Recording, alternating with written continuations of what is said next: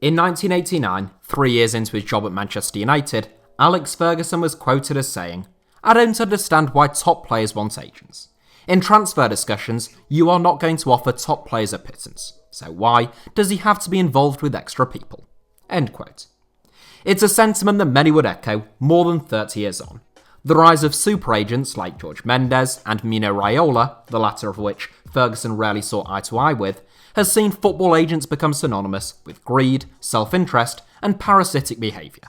However, Ferguson himself appeared to have changed tact by the early 2000s, by which stage Manchester United had become one of the biggest spenders in terms of agents' fees in the Premier League. On average, the club were paying an 8.5% commission to agents on transfers that they completed, almost double the 4 to 5% fee charged by the PFA when they negotiate on a player's behalf.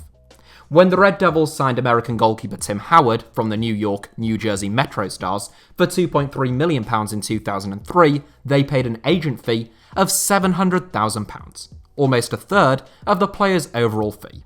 Could it be that Britain's most successful football manager had experienced a change of heart? Or perhaps it was just a simple case of the changing landscape of football that neither Ferguson nor Manchester United could do anything about. They were competing at the pinnacle of the English and European game, and, like it or lump it, dealing with agents and paying large agent fees was, and indeed is, just part and parcel of signing the best players. There was a third theory floated around at the time that Sir Alex had become rather more sympathetic towards agents when his son Jason had become one. Jason Ferguson worked for a talent agency called Elite, who at one time represented no fewer than 13 first-team players at Old Trafford, and he was paid what many considered to be a very generous £300,000 commission for the deal that brought backup goalkeeper Roy Carroll to the club from Wigan Athletic in August 2001. The suggestion of a conflict of interest between Ferguson as manager and his son working as an agent was the subject of a BBC Three documentary in 2004 entitled Fergie and Son, which actually led to the Manchester United boss boycotting the BBC for the next 7 years, even once Premier League rules compelled managers to meet their obligations to talk to certain press representatives, which included the BBC. Ferguson described the BBC Three documentary as a whole lot of nonsense, and made up stuff and brown paper bags and all that kind of carry-on, concluding that it was a horrible attack on my son's honour and he should never have been accused of that. End quote. It's important to stress that neither Fergie nor his son were ever found guilty of any wrongdoing, but whether they legally did anything wrong isn't really the point. As Roy Keane pointed out in an interview with Off the Ball in 2019, Ferguson also employed his brother Martin as Manchester United's chief European scout for 16 years, as well as employing his son Darren as a first-team player for 4 years at Old Trafford, handing him 30 first-team appearances in all competitions during that time. Of course, you could easily point to Keane's long-time feud with Ferguson as a reason for him bringing up those facts, the signings that Manchester United made during Martin's time at the club as a scout, and the success they enjoyed whilst Darren was in the club's first-team squad. Ultimately though, does anyone think that Manchester United would have hired Martin Ferguson, who had never worked as a scout before and had been sacked by Hibernian as a coach the year Manchester United appointed him in 1997, if Alex Ferguson hadn't been their manager? Would Darren Ferguson have won a Premier League winners' medal if Alex Ferguson wasn't his dad? And would Sir Alex subsequently have sent so many Manchester United players on loan to teams managed by his son if they hadn't been managed by Darren? The recalling of 3 Manchester United loanees, Richard Delat, Joshua King and Matty James, as soon as Darren was sacked by Preston North End, along with 2 Stoke City players on loan at Deepdale who were recalled by Tony Pulis, suggests not. Preston were relegated at the end of that season, and if you accept that some, if not all, of the instances that I just mentioned would not have happened were Alex Ferguson not the manager of Manchester United from 1986 to 2013, then you must surely accept that nepotism does exist in football. Well, alright, you may say, there is one instance of someone wielding their power in football for nepotistic purposes, and he still became the most successful football manager of all time. So what? Who got hurt? Well, firstly, it is far from an isolated incident. This is something that is rife within the sport. And secondly, there are always victims of nepotism, either directly or indirectly, with pretty major consequences. So today, I thought I'd try to provide some evidence for both of those points, and you can let me know if you're convinced in the comments. Before I add weight to this claim though, in the interest of full disclosure, I must admit that I was always someone who rejected the premise of nepotism or favoritism in football growing up. It seemed to me that football, and most sports more broadly, whilst they may have had minor instances of nepotism, had far less cronyism than almost any other walk of life, with nepotism virtually ingrained throughout large sections of society. My logic was that in a sport like football, or a one-on-one combat sport to an even more extreme example, if someone didn't have the necessary qualifications, they would very quickly be found out, no matter who they knew. In a way that isn't necessarily true of someone who is given a directorship within a family business, a role in middle management through a friend within a large corporation, or, a consultancy gig advising big businesses, or even government departments. And then Steve Bruce signed Alex Bruce at Hull City. I jest, but it did seem like a blatant act of nepotism at the time. Bruce had already signed his son at Birmingham City, where Alex played his only pre-Hull City Premier League football, and he joined the Tigers, fresh off the back of a stint on loan at League One side Huddersfield Town from mid-table championship outfit Leeds United. It was hard to believe that anyone other than Alex Bruce's own father would have signed him at a promotion-chasing championship team, in a team which did already have a couple of really solid centre-backs. Now, it must be said that Alex Bruce was a very solid servant to Hull City over the next few years, racking up over 100 appearances and pocketing prime Luis Suarez.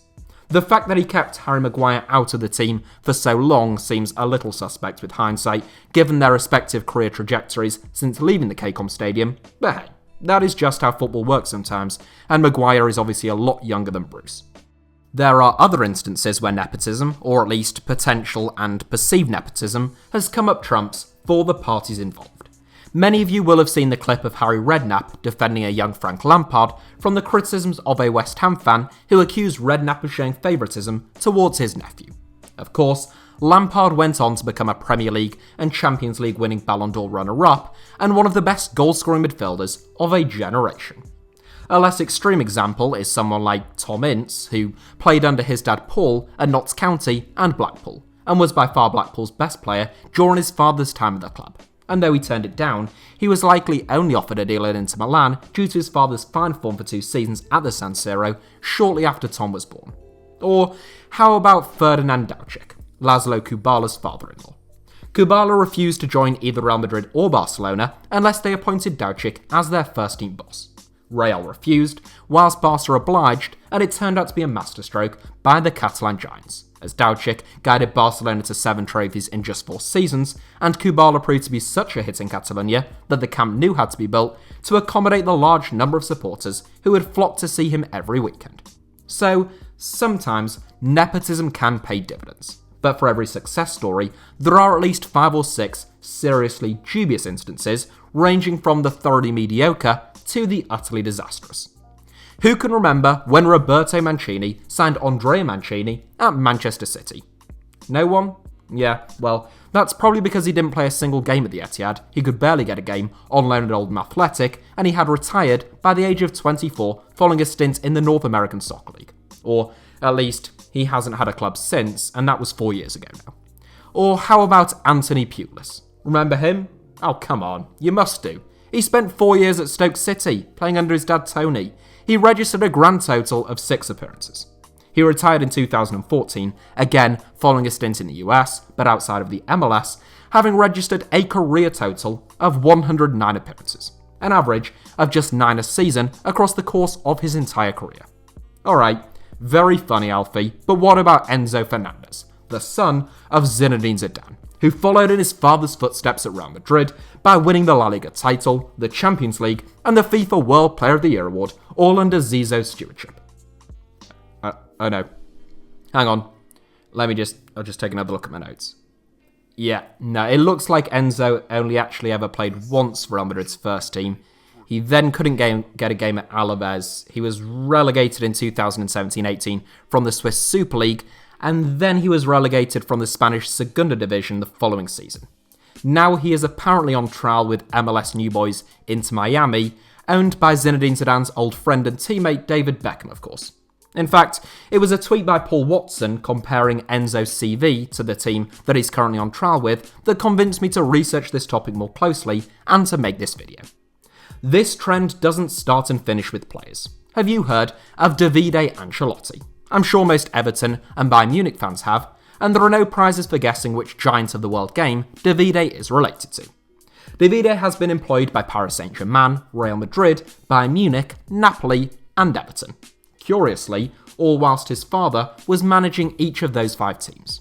A fitness coach at PSG and Real, getting that first job in Paris at the age of only 22, Davide became Carlo's assistant for the first time at Bayern Munich while still aged only 27.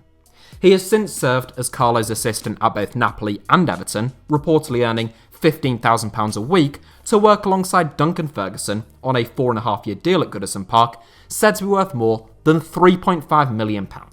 It's not bad work if you can get it. To be clear, Davide could be a brilliant assistant manager for all that I know, and £15,000 a week could be an absolute snip for his world-class ideas and coaching methods. But you can see why some people would find it coincidental that he has only ever been employed at clubs managed by his dad. It's not just managers employing their sons, as we've seen with Ferguson, there's also the murky world of relatives serving as agents. There's a whole litany of players who are represented by siblings or parents, ranging from lower league players at one end to Neymar Sr. at the other, who has apparently received more than €116 million thanks to his son's talents to date. Who a player chooses to represent them is really their own business though, and it's little surprise that some players feel a family member is the only person they can wholly trust. But as with Jason Ferguson, sometimes questions of fairness can extend beyond the direct player an agent represents. Just take a look at James Warnock and Craig Allardyce.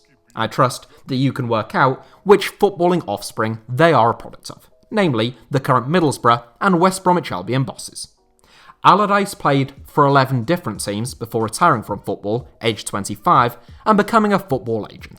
In 2006, BBC Panorama alleged that both Craig and Sam Allardyce had taken bribes from agents to sign certain players. Meanwhile, 2 other agents were secretly recorded saying that they had given underhand payments to Big Sam via his son. The 2007 Stevens inquiry said that it was concerned about the conflict of interest between Craig and Sam Allardyce, but found no evidence of wrongdoing, and Big Sam has denied ever asking for or taking any bribes. Neil Warnock told the press not to question his son James's role back in 2019 whilst managing Cardiff City after the club were accused of breaching FA rules surrounding intermediaries because of their extensive use of an agency who employed his son. Sometimes the individual who seems to wield the most pulling power is the agent themselves. In 2011, Blackburn Rovers signed Miles Anderson after he had made just 1 appearance for Aberdeen within the professional game. Miles is the son of former super agent Jerome Anderson, who just so happened to be employed in an advisory role by the Venkies at the time in which his son signed for the club. Miles Anderson never played for Blackburn, having his contract cancelled after 2 years at Ewood Park, having failed to impress on loan at Aldershot. A decade on, and now aged 31, Miles is currently struggling for game time with National League New Boys Weymouth. There was a similar case involving former Monaco-based agent Willie Mackay, who was also investigated as part of the Stevens inquiry and was later arrested by City of London police, but not charged, with bail being dropped after 2 years. Willie's twin sons both came through the youth ranks at Doncaster Rovers, both subsequently signed for Leeds United, and later Cardiff City, all during the same transfer windows, leading some to question whether the Leeds and Cardiff regimes at the time had signed them to court favour with Willie Mackay, and to secure the future signings of players that he represents.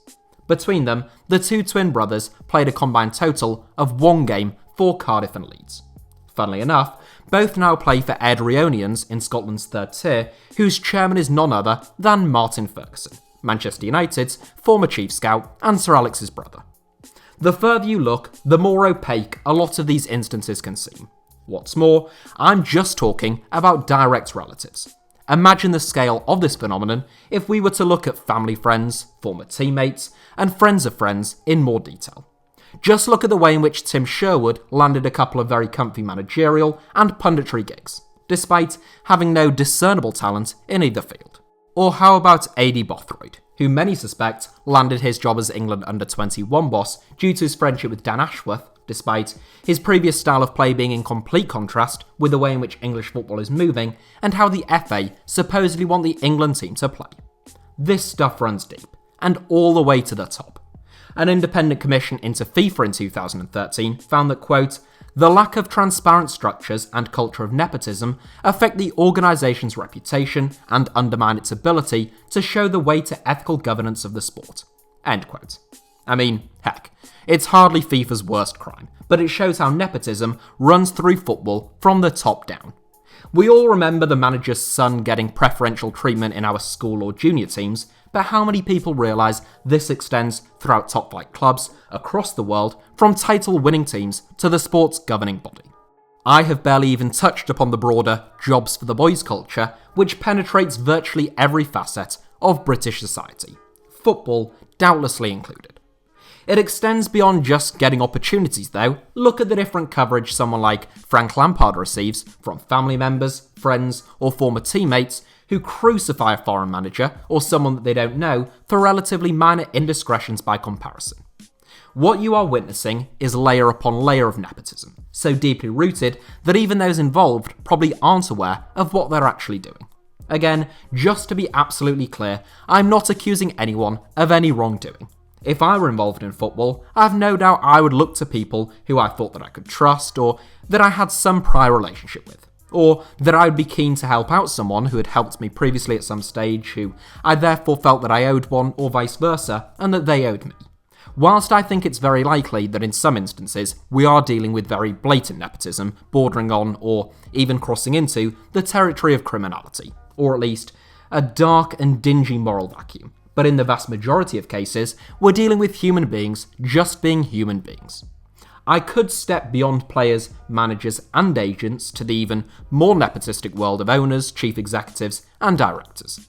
To the likes of David Sharp, whose multi-millionaire grandfather and Wigan Athletic owner Dave Whelan, or former Wigan Athletic owner I should say, made him the club's chairman when he was just 23 years old, despite his only business experience up to that point having been bankrupting a fish and chip shop. Or the new Sunderland chairman and majority shareholder Kira Louis-Dreyfus, who is a multi-billionaire by virtue solely of the womb from which he exited only 24 years ago. But I won't go too far down that road, for the Dylanologists among us already know that there is nothing more helpless than a rich man's child.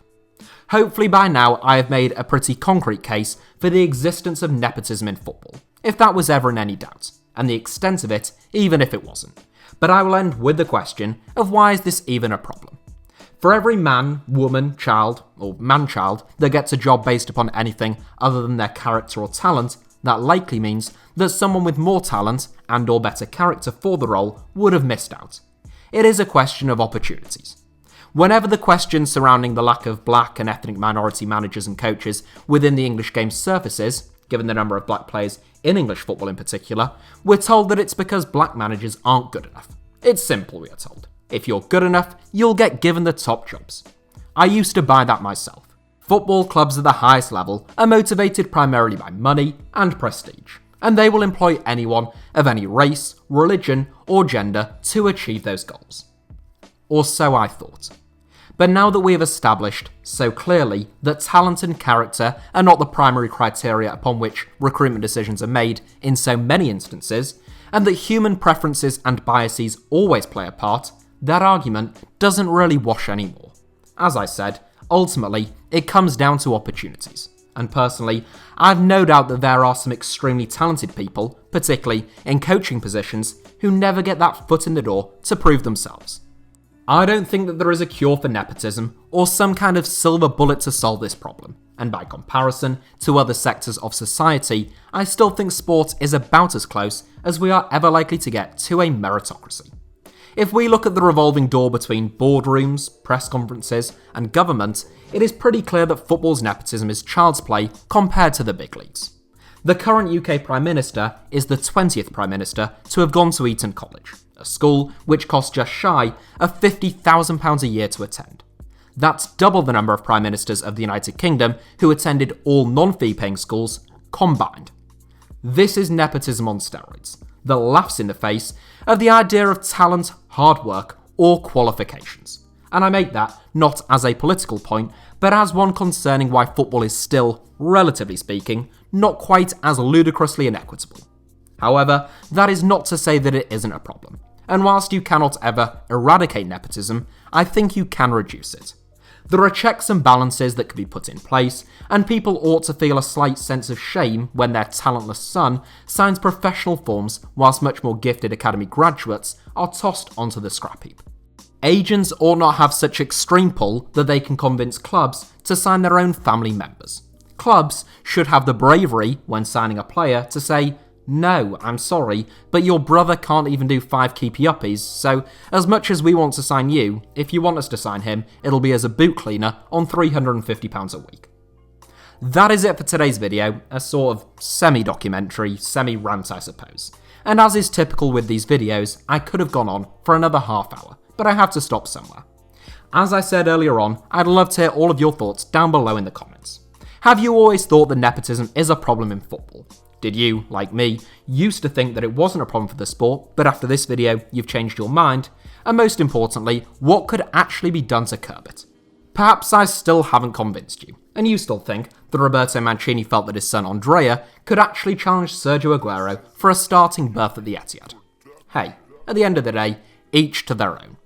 Thank you all as ever for watching. Hit the like button if you enjoyed today's video, let me know your thoughts down below in the comments, and make sure that you are subscribed and have notifications turned on for HITC Sevens. You can also find me on either Twitter or Instagram, or both, via the username at HITC Sevens on both, should you wish to do so.